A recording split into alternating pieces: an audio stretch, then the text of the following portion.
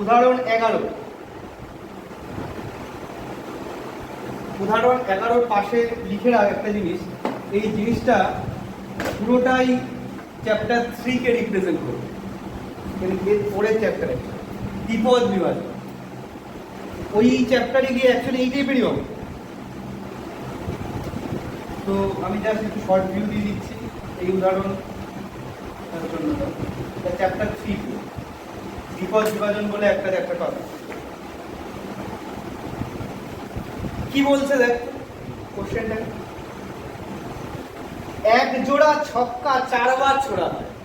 এমনিতেই এক জোড়া, তাকে আবার 4 বার ছোড়া হয়, মানে সে তো প্রচুর নমুনা বিন্দু, ওইভাবে ক্যালকুলেশন করতে গেলে তো একটা হিউজ ব্যাপার। ওই কারণেই আমরা এই ধরনের স্পেকট্রামের হেল্প, অত ক্যালকুলেশন করতে গেলে অনেক কিছু ক্যালকুলেট।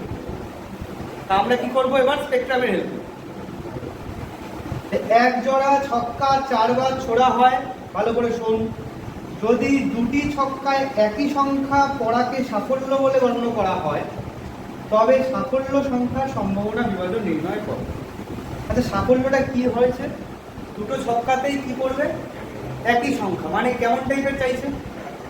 4 4 1 1 2 2 3 3 4 4 5 5 6 6, তাই তো? আচ্ছা, এরকম সংখ্যা কটা আছে?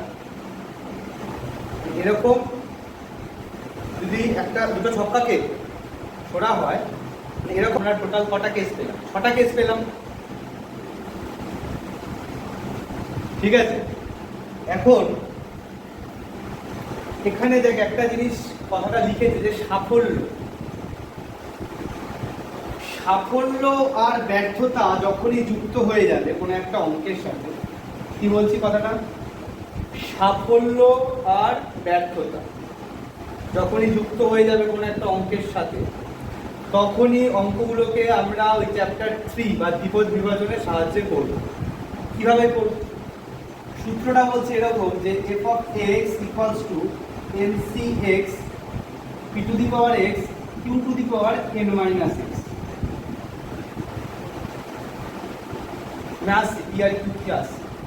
এবার আমাকে বল, যদি আমরা এখানটায় x এর জায়গায় 1 বসাই, তাহলে nc কি বসবে? 1, p to the power 1, q to the power কি বসবে? n minus 1। এরকম করে যদি 2 বসাই, 3 বসাই, এরকম করে আমরা বসিয়ে বিভিন্ন ভ্যালু বের করতে পারবো যদি p q আর n এর মান জানা থাকে। Yes or no? তো এইটা কখন অ্যাপ্লাই করব? আমি কি বললাম, যখনই কি যুক্ত হবে, সাফল্য আর ব্যর্থতা। এইবার এই যে p দিয়ে বোঝায় হলো সাফল্য, সাফল্যের সম্ভাবনা। কি বোঝায়? p দিয়ে সাফল্যের সম্ভাবনাকে বোঝায়, আর q দিয়ে কি বোঝায়? উল্টোটা, মানে কি? ব্যর্থতার সম্ভাবনা। এইবার আমাকে বল যে তুই দুটো ছক্কা থ্রো করলি, দুটো ছক্কা থ্রো করলি, সাফল্যটা ওরা কি দিয়ে বোঝাচ্ছে? দুটো ছক্কাতেই যদি সেম ফেস পড়ে, তাহলে সাফল্যের সম্ভাবনা কত হবে বল? সেটুকু আগে বল। আরেকবার বলবো, বললাম দুটো ছক্কা থ্রো করলাম, দুটো ছক্কায় উপরের ফেসেই সেম জিনিস পড়লো, তো এই সম্ভাবনা কত হবে? 6/36, একই না? তাই তো? 36 টোটাল সংখ্যা নিচে বসছে, আর উপরে 6 কেন? 1 1 2 2 3 4 6টা কেস আছে। 6/36 তাহলে কত হচ্ছে? p 1/6। আচ্ছা বল এবার, p যদি 1/6 হয়, q কত হবে? বল। 5/6 হবে, 30/36 মিন্স 5/6 আসছে। বা এরকমও দেখতে পারি যে 1 থেকে p বিয়োগ করলে q পেতে পারি, এই লজিকও যেতে পারি। তাহলে ভালো করে খেয়াল করতে, আমরা p এর মান বসিয়ে দিতে পারছি, q এর মান বসিয়ে দিতে পারছি, সাফল্য আর ব্যর্থতার সম্ভাবনা লিখে। আচ্ছা, এবার n কি হবে লজিক্যালি বল, কোশ্চেন বল। 4 হবে। কিসের ছোড়া? কতবার কি হচ্ছে? ছোড়া হচ্ছে, সেটা দিয়ে বল। যদি এখানে 10 বার ছোড়া হয়, তাহলে এখানে কি বলছে? 10 বসতে থাকবে। তাহলে আমাদের অ্যাকচুয়ালি কি কি বের করতে হবে? f0, f1, f0, f2, f3 up to কত? f4 পর্যন্ত বের করতে হবে। কেন? হোয়াই 4 কেন? তা হাইয়েস্ট 8 বারই ছোড়া হচ্ছে। তাই যদি 10 বার ছোড়া হতো, কতবার বের করতে হতো? f10 বের করতে হতো। এরকম করে ঘুরিয়ে ফিরিয়ে কি একবার 1 বসবে, 0 বসবে, 2 বসবে, এরকম বসতে থাকবে, আর পি কিউ এন গুলো বসতে থাকবে, তোমরা ক্যালকুলেশন হবে। ক্লিয়ার? এটা আরো ডিটেইলিং এ ডিসকাশন হবে চ্যাপ্টার 3 তে গিয়ে, ডিটেইল ডিসকাশন হবে। ঠিক আছে?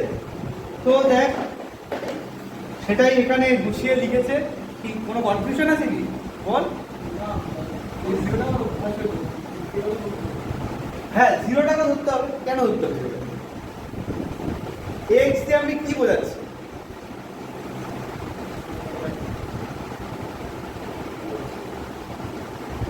হ্যাঁ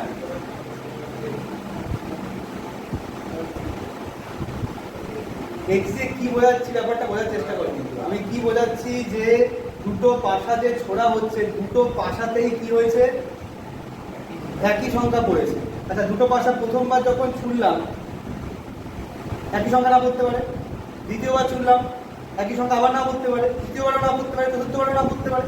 তাহলে একবারও যদি না পড়ে সেটা দিয়ে কি দিয়ে যদি বোঝাতে হবে, কি দিয়ে বোঝাবো? x = 0 দিয়ে বোঝাচ্ছি। x = 1 দিয়ে কি বোঝাচ্ছি? অন্তত একবার কি পড়েছে, একই সংখ্যা পড়েছে। x = 2 দিয়ে দুবার এরকম ঘটনা ঘটেছে, এরকম ভাবে চলছে। লজিকটা ক্লিয়ার হয়েছে? তো এই হলো উদাহরণ 11। সব উদাহরণ খুব ভালো করে দেখবি। 12, 13 আপাতত নতুন ডিসকাশন নেই, কারণ এগুলো যা যা বললাম সেগুলি ঘুরি ফিরিয়ে আছে। উদাহরণ 14 চলে। উদাহরণ 14 কি বলছে দেখ, একটা চার্ট দিয়ে দিয়েছে, ভালো করে ফলো কর প্রথম থেকে, খুব সহজ জিনিস। আর এইটা যদি একটা 4 নম্বরের অঙ্ক দিয়ে দেয় ওখানে একবার নিচে নিতে পারিস, মানে এতটাই সহজ ছিল। এই যে এই উদাহরণ 14, কারণ এগুলো এসেছিল। হ্যাঁ কেন সহজ জিনিস দেখ, এটা এসেও ছিল। উদাহরণ 14 দেখ কি বলছে, এক্স দিয়েছে আর পি এক্স দিয়েছে। পি এক্স এর মধ্যে দেখ অনেকগুলো এ আছে, খেয়াল কর। এবার কোশ্চেনে 1 নম্বরে কি চাইছে, এ এর মান নির্ণয় করো, বল করা যাবে কি? কিভাবে করবো বলতো? যোগ করে 1, কারণ টোটাল প্রবাবিলিটি যোগফল কি হয় 1। তাহলে প্রবাবিলিটি মানে ওই সেকেন্ড যে রোতে যেগুলো রয়েছে সেগুলো টোটাল যোগফল কি 1, ওখান থেকে এর মান বেরোবে ইকুয়াল টু 1 করলে, হ্যাঁ কি না? আরো কোনো ডাউট আছে? মিটে গেল, তাহলে এর মান বেরিয়ে গেল। আচ্ছা এবার দেখ কি চাইছে, p of x less than 1, এটা দিয়ে কি বোঝাচ্ছে বলতো? p of x less than 1 মানে যে স্পেকট্রাম গুলো 1 এর থেকে ছোট, 1 এর থেকে ছোট এখানে কি কি স্পেকট্রাম আছে ভালো করে খেয়াল কর। 0 1, তাহলে এখানে কি কি চাইছে, x = -1 চাইছে আর x = 0 চাইছে, হ্যাঁ কি না? ক্লিয়ার হচ্ছে? তাহলে -1 এর জন্য প্রবাবিলিটি কত? 0.1, আর এটার জন্য +a, আর a এর ভ্যালু তো অলরেডি বেরিয়ে গেছে, তাহলে এর মান বসিয়ে দিলে কাজ হয়ে যাবে, যোগ করে দেবো। তারপরে দেখ চাইছে p of x > 4, মানে কি কি চাইছে 4 5 6। তারপরে দিয়েছে probability of 0 less than x less than 3, তাহলে এখানে কি কি চাইছে মৃত্যুঞ্জয় বল?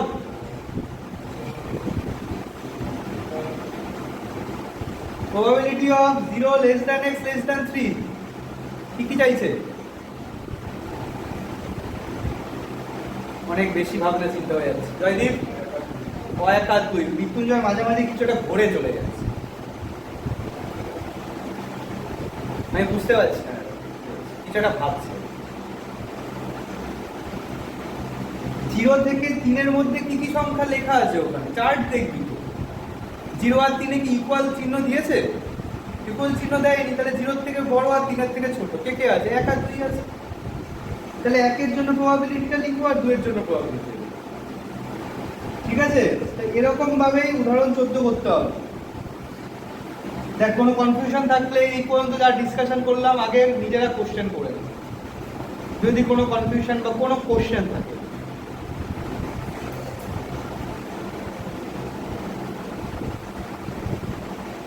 কোনো কোশ্চেন আছে অথবা কোনো কনফিউশন যদি থাকে ক্লিয়ার করা।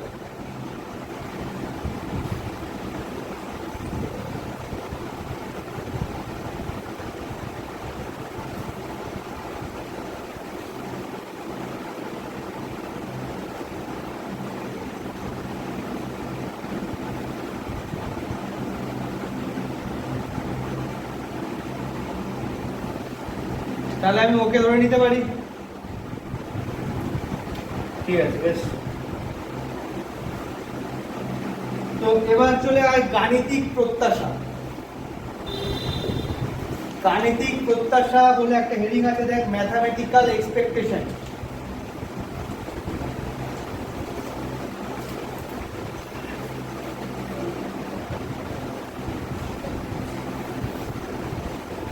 খুব স্বাভাবিকভাবে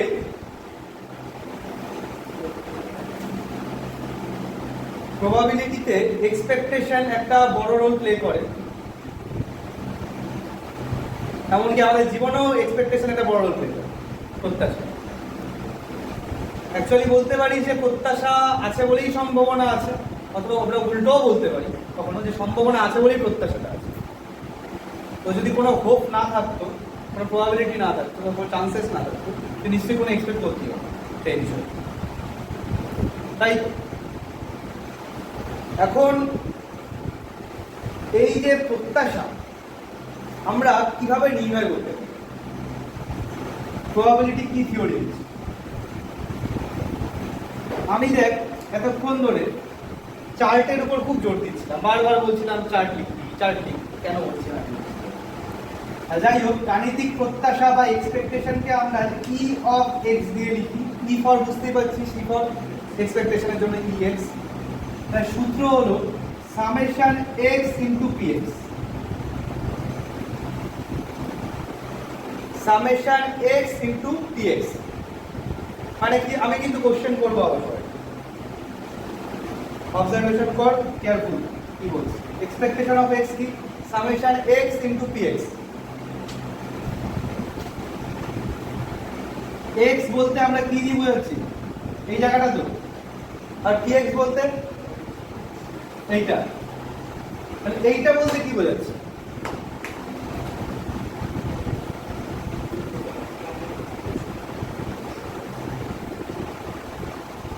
এটা বলতে কি বোঝাচ্ছে?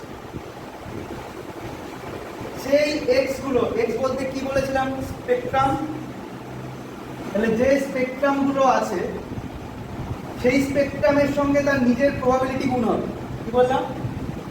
সেই স্পেকট্রামের সাথে তার নিজের প্রবাবিলিটি গুণ হবে। তাহলে এইটার সাথে এইটা গুণ, এটা এক্স পি এক্স। এটার সাথে এটা গুণ, এটার সাথে এটা গুণ, এটার সাথে এটা গুণ। তারপরে পুরোটা কি করতে হবে? যোগ করতে হবে। এমন কোনো জটিল বিষয় কি? ধর তুই চারটা পেয়ে গেলি, 0 এর জন্য 1/4, 1 এর জন্য 2/4 আর 2 এর জন্য 3/4। এরকম একটা চার্ট পেয়েছিস। এবার তোকে বের করতে দিল এক্সপেকটেশন অফ এক্স কত। তাহলে আমাদের কাজটা কি হবে বল? 0 ইন্টু 1/4 প্লাস 1 ইন্টু 2/4 প্লাস 2, আচ্ছা এটা 3/4, এটা 1/4, মানে টোটাল প্রবাবিলিটি তো 1 হতে হবে। 2 ইন্টু 1/4। আচ্ছা দেখ তো অ্যান্সার কত আসছে? 1/2, এখানেও 1/2, মানে 1 আসছে নাকি? আচ্ছা, একই আসবে তার কোনো মানে নেই, কিন্তু এই ক্ষেত্রে 1 চলে এসেছে বাই চান্স। মানে এইটা কোনো মানে নেই যে একই আসবে সবসময় এক্সপেকটেশন।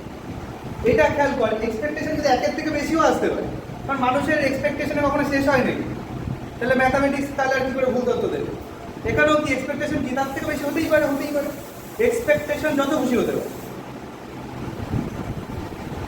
ঠিক আছে? প্রবাবিলিটি হাইয়েস্ট কত হয় সবসময়? 1। এক্সপেকটেশনের কোনো লিমিট নেই, হাইয়েস্ট যা খুশি ছাড়িয়ে যেতে পারে, ঠিক আছে? তাহলে এই হলো এক্সপেকটেশন অফ এক্স। এইটাকে আমাদের আরেকটা জিনিস দিয়েও লেখা হয়, সেটা হলো এক্স মাথায় বার। ক্লাস 11 এর স্ট্যাটিস্টিক্স যাদের একটু মনে আছে, হয়তো মনে পড়া উচিত, এক্স বার দিয়ে কি বোঝাতাম আমরা?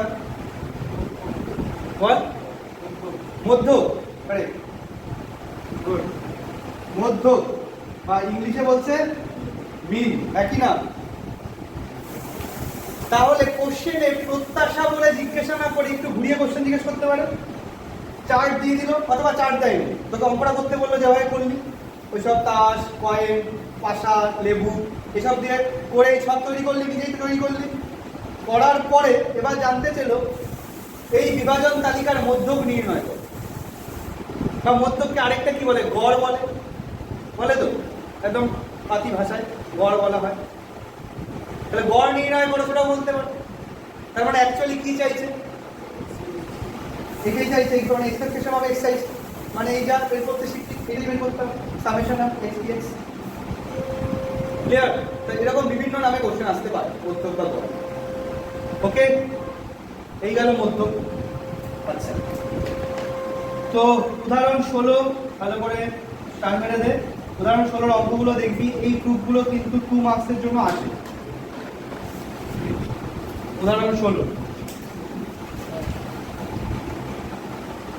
আচ্ছা, এবার দেখ উদাহরণ 17-র উপরে আরেকটা হেডিং আছে সমক পার্থক্য। এই কথাটাও নিশ্চয়ই মনে পড়ছে, এই ওয়ার্ডটা স্ট্যাটিস্টিক্সে ছিল গত বছর, ওয়ার্ডটা সমক পার্থক্য। সমক পার্থক্য জানার আগে আমাদের একটা জিনিস জানতে হয়, নিশ্চয়ই মনে আছে ভেদ মান বা ভ্যারিয়েন্স। ভেদ মান, তাহলে এইটার সূত্রটা আগে আমরা জানি। এটা সূত্রটা হলো expectation of x square minus expectation of x এর হোল স্কয়ার। খেয়াল কর সূত্রটা কি, ভেদ মানের expectation of x square minus expectation of x এর হোল স্কয়ার।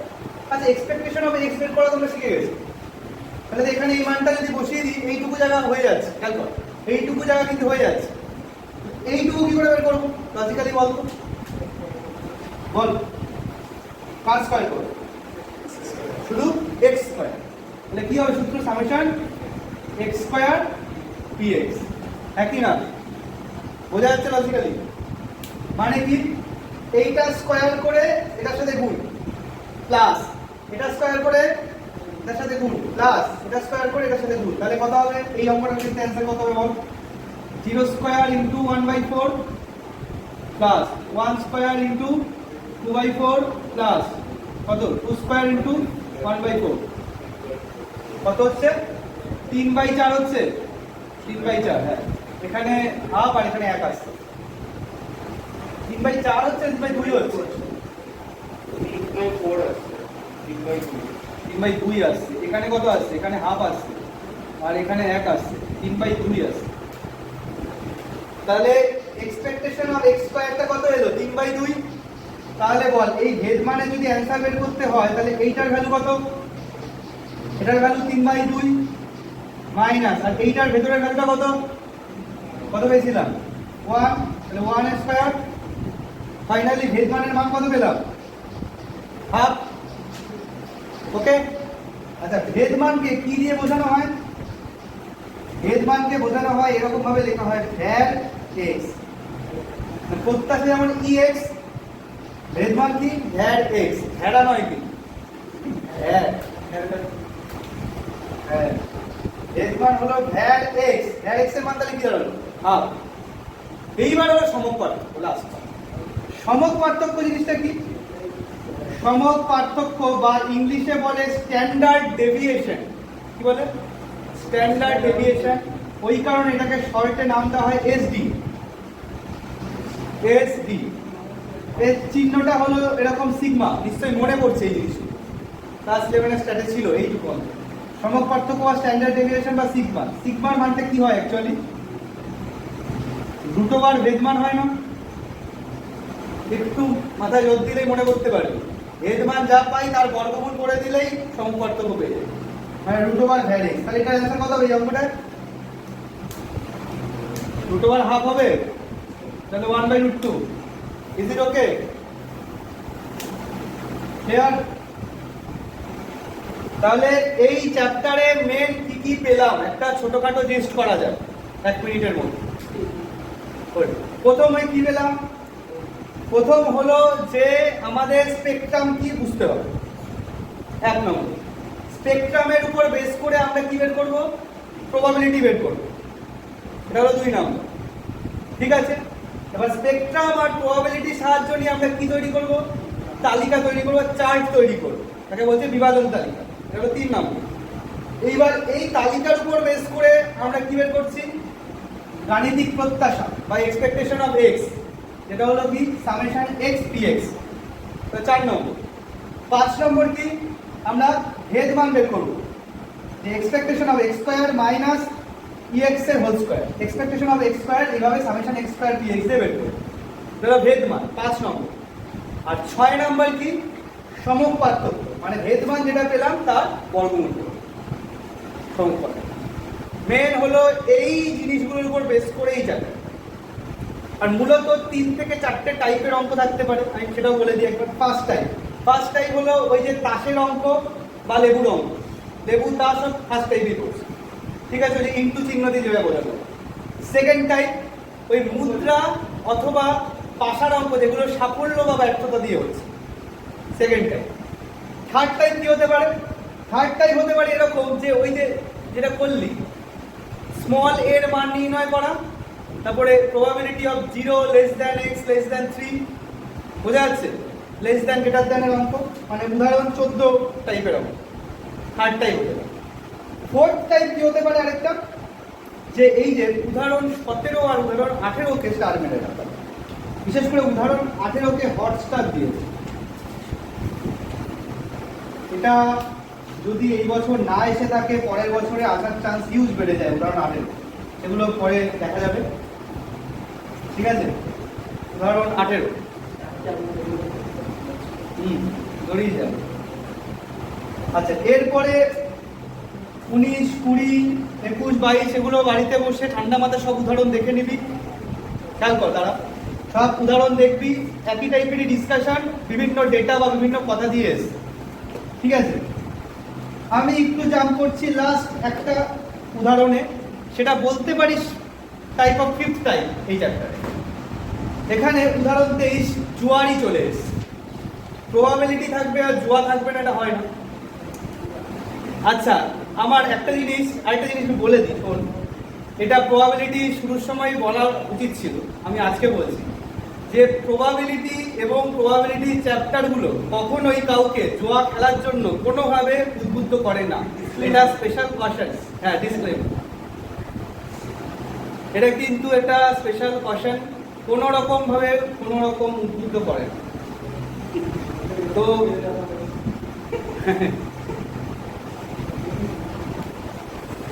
তো দেখ এইটা কি হচ্ছে,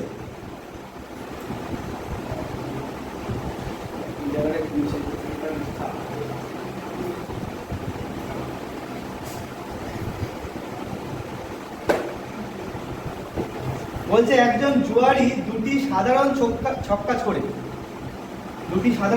ছোড়ে এবং 5 টাকা হারতে রাজি হয় যদি কোনো ছক্কাতেই 5 ফেলতে না পারে। মানে গেমটা ক্লিয়ার, দুটো ছোড়া হচ্ছে, যদি একটাও 5 না করে তাহলে 5 টাকা সে দিয়ে দেবে, নিজের হাত থেকে বের করে দেবে, ঠিক আছে। সে 10 টাকা জেতে যদি একটি ছক্কায় 5 ফেলতে পারে, দুটো ছক্কা ছুটছে, একটাতে যদি 5 পড়ে তাহলে 10 টাকা দিবে। আর যদি দুটো ছক্কাতেই 5 ফেলতে পারে তাহলে 25 টাকা জিতবে। এই মারাত্মক একটা ভেতরে আশা জন্মে গেল, 25 টাকা জিততে পারি। এবার বেশ খেলতে ঢুকে গেল, আরে হয়ে যাবে, ব্যাস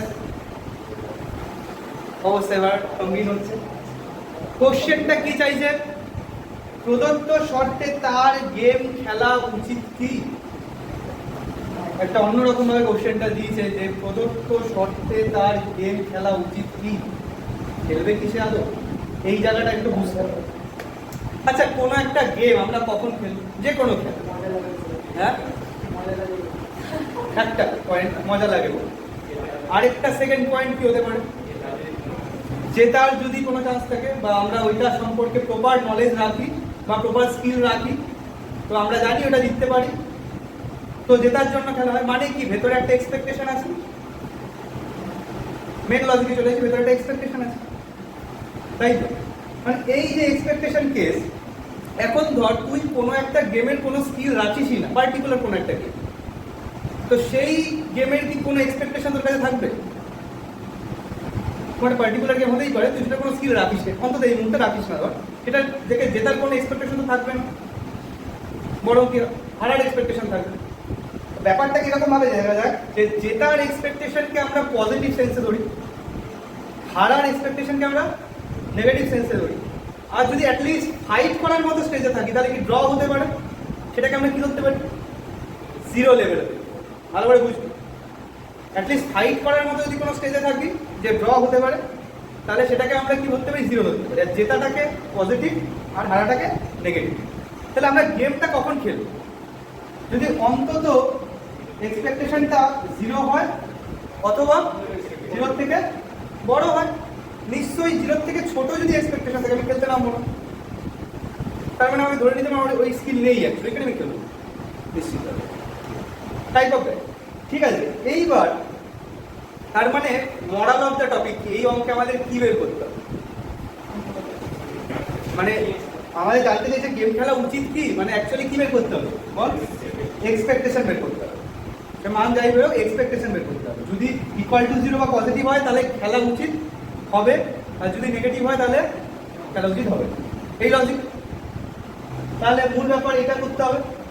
কিন্তু দেখ এখানে একটা ছোট কথা আছে, একটা সিম্পল ছোট কথা, কিছুই না। যখনই কোনো অঙ্কের সাথে বা কোনো একটা রিয়েলিস্টিক প্রবলেমের সাথে মানি যুক্ত হয়ে যাবে, কি বলছি, টাকা যুক্ত হয়ে যাবে, তখন স্পেকট্রামটাকে ভুলে যাবে। কি বললাম? টাকা যদি চলে আসে তাহলে পুরোনো জিনিসকে ভুলে যাবে। মিনস কি, এখানে এক্স এর জন্য পিএক্স পেলাম, পিএক্স এর জন্য আমরা কি পাচ্ছি, একটা পার্টিকুলার মানি পাবো তো, এবার এখানে এম নাম দিয়ে দিলাম। ঠিক আছে, এইবার এই যখনই মানি রিলেট হয়ে যাবে তখনই আর এক্স দিয়ে কোনো কাজ নেই। এই ক্ষেত্রে সূত্রটা কি হবে? সূত্রটা হবে summation m t x, m for money. যে তাহলে কি মানির সাথে প্রবাবিলিটি গুণ হবে, মানে এইটার সাথে এটা গুণ প্লাস এটার সাথে এটা গুণ প্লাস এটার সাথে এটা গুণ। ক্লিয়ার? আগে করছিলাম কিন্তু আমরা এক্স এর সাথে, কিন্তু এখন আর এক্স থাকবে না যখনই মানি চলে আসে। ক্লিয়ার? এবার দেখতে এই অঙ্কটায় কি ঘটছে, এই অঙ্কটায় কি ঘটছে, এই অঙ্কটায় কি ঘটছে? দুটো ছক্কা ছোড়ার কেস আছে। মূল লজিকটা বোঝ, উদাহরণ দেখিস পরে। আচ্ছা, আমাকে বল একটা দুটো ছক্কা যদি আমরা ছুড়ি কি কি ঘটতে পারে? 1 1, তারপরে এরকম করে 1 5, দেন 1 6, তাই তো? সিমিলারলি 2 1, 2 5, 2 6, একই না? এরকম করে গিয়ে 5 1, 5টাকে রাখলাম ইচ্ছে করে, কারণ 5 দিয়ে অঙ্কটা রিলেট আছে বলে। 5 5, 5 6, অ্যান্ড শেষেরটা 6 1, 6 5, 6 6। এরকম হবে তো ব্যাপারটা? Yes or no? তো আমরা কি করব এবার? এক্স দ্বারা কি বোঝাবো বলতো? এক্স দ্বারা কি লিখবো? দুটি, হ্যাঁ, মানে এক্স দ্বারা লিখবো কি, পাঁচ পড়ার সংখ্যাকে বোঝানো। সিম্পল এটা। এক্স দ্বারা কি বলছি? পাঁচ পড়ার সংখ্যাকে বোঝানো। তাহলে এক্স ইকুয়াল টু 0 হলে কি বোঝাচ্ছে? দুটো সংখ্যা একটা তো পাঁচ পড়েনি, ইজির ওকে। এক্স ইকুয়াল টু 1 হলে একটাতে পাঁচ পড়েছে দুটো সংখ্যার মধ্যে, আর 2 হলে দুটোতেই পাঁচ পড়েছে। ওকে। আচ্ছা, এবার আমাকে বলতো যে একটা পেছন দিক থেকে এটা কর, তাহলে সুবিধা হবে। দুটোতেই পাঁচ, কটা কেসে করতে পারে? কটা? একটা কেস তো 5,5 যেটা এইটা, আর কোনটা আছে? টোটাল কেস কটা? 5,5 করতে পারে একটাতে, তাহলে এটা কত হবে? 1/36। দাঁড়িয়ে যায়। আচ্ছা, মানে একটা 5 কোন কোন কটা কেসে করতে? বুঝে বল, বুঝে বল। একটা 5 বলছিস না, কেউ বলছিস?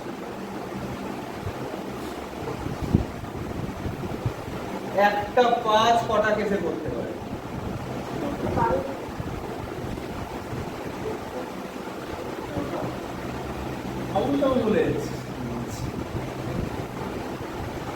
বলে বলছিস এখানে কটা আছে? একটা 5, এখানে কটা আছে?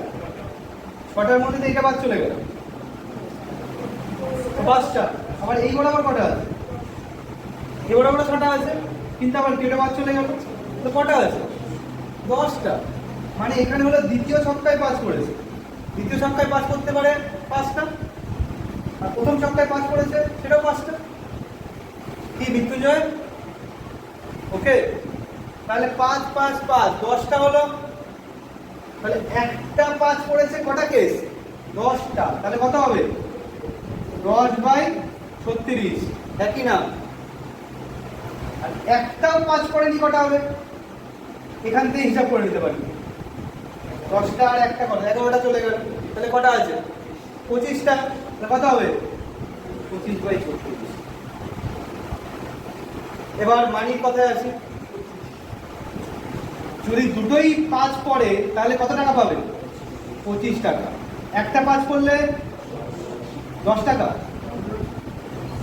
10 টাকা তো? 10 টাকা। আর একটাও যদি 5 না পড়ে 5 টাকা হারাবে, তাহলে কত? -5। তাহলে এবার সূত্র অনুযায়ী আমরা কি লিখবো বল? -5 ইন্টু 25/36, কারণ মানি ইন্টু প্রবাবিলিটি করব। তারপরে 10 ইন্টু 10/36 প্লাস 25 ইন্টু 1/36। এখানে ক্যালকুলেশন করে দেখা যাচ্ছে 0 এসছে। তাহলে বল, গেম খেলা উচিত কি উচিত না? উচিত। রওয়া হতেই পারে। বেশ, মনে গেল গেল। হ্যাঁ হ্যাঁ, তো ভাগ্য গণনা হচ্ছে না। উদাহরণ 29 আর 30 কে একটু স্পেশাল স্টার মেরে রাখ।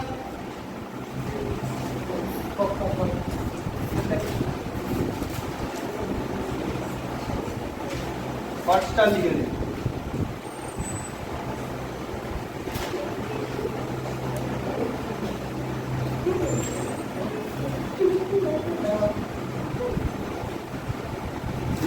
এটা ভাগ্য গণনা হচ্ছে না, এটা হলো কেউ বোকামি করবে না চালাকি করবে সেটা ডিসিশন নেওয়া হচ্ছে। এখন যদি এই যে টাকা হারানোর ব্যাপারটা 5 টাকা না হারানোর ব্যাপার থেকে 20 টাকা হারানোর ব্যাপার থাকে, এবার যে বোকা সে কি ভাববে বলতো? আরে এখানে ফেলে দিতে পারলে তো 25 টাকা পেয়ে যাচ্ছি। হ্যাঁ, 25 টাকা পেয়ে যাচ্ছি, আর হালে 20 টাকা হারাবো, মানে কমই আছে, ছেড়ে দিন। যে ক্যালকুলেশন করতে জানে সে দেখবে 20 টাকা কেস হলে 20 টাকা এখানে বসলে ভাবে নেগেটিভ অ্যান্সার হয়ে যাবে। এটা একই না, নেগেটিভ অ্যান্সার চলে আসবে। সে কেন দেবে? সব থেকে বড় ব্যাপার 25খানা নমুনা বিন্দু আছে এখানে। বাস্তব জীবনে কে কিভাবে কোন জায়গায় কাজে লাগাবে নিজেদের ব্যাপার, আমি শুধু হিন্টস দিতে পারি। 25খানা নমুনা বিন্দু কম কথা নেই, মানে প্রায় কি 75% কাজে গেছে। তাহলে হিউজ চান্সেস অফ লস। যদি এরকম হতো যে 25টাই তোর ফেভারে আছে, তাহলে প্লেগন হয়ে যাবে। এগেনস্টে 25টা নমুনা বিন্দু হয়ে যাবে। এইটা হলো মূল ইস্যু। এইবার রিয়েল লাইফে কে কিভাবে বুঝবি, কিভাবে কাজে লাগাবি, সেটা বিভিন্ন জায়গায় বিভিন্নভাবে কাজে লাগাতে হবে। আরে লাইফ তো নিজেই একটা জোয়ার।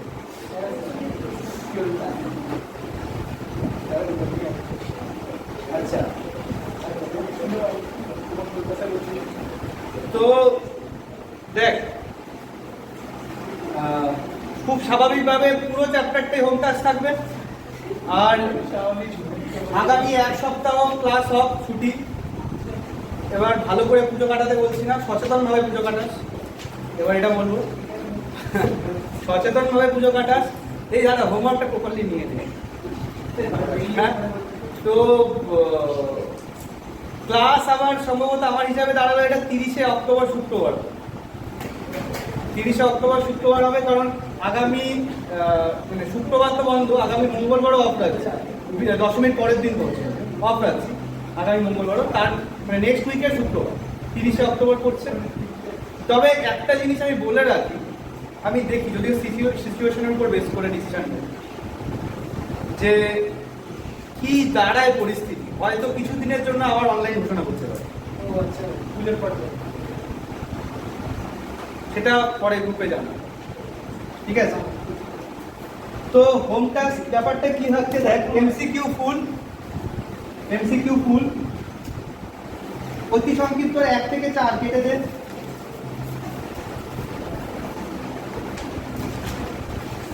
আর 10 থেকে 15 কেটে দে। 1 থেকে 4 কেটে দে আর 10 থেকে 15 কেটে দে, তাহলে কি করবি? 5 থেকে 9 আর 16। ইভেনচুয়ালি এটা বলি 5 থেকে 9 সব অঙ্ক ওই উদাহরণে রয়েছে, ওই আমি দেখিয়েছিলাম উদাহরণ 16, 17, 18 ওখানে বললাম যে উদাহরণগুলো ভালো করে দেখতে 2 মার্কস আসে, ঠিক আছে? আর অতিসংখ্যিত 16 নম্বর অঙ্কটাকে স্টার মেরে রাখ। এই অঙ্কটা হলো উদাহরণ 18, যেটাকে হটস্টার লিখে এসেছিলাম। অ্যাকচুয়ালি এই অঙ্কটা ওই অঙ্কটা সিমিলার অঙ্ক, একটু বুঝতে হবে নিজেকে বাড়িতে বসে কনসেপ্ট, ঠিক আছে? তাহলে কি কি কাটতে বললাম? 1 থেকে 4 আর 10 থেকে 15, বাকি জিনিস আছে কিন্তু। সংক্ষিপ্ত 1 আর 2 কেটে দেয়, ঠিক আছে? আচ্ছা, এবার বাদ বাকি যা আছে সব করবি, বাদ বাকি যা আছে সব করবি। অ্যাকচুয়ালি যা যা ডিসকাশন হলো সবই তার মধ্যেই ঘুরিয়ে ফিরিয়ে রয়েছে। তো আজকের মতো এখানেই শেষ করছি।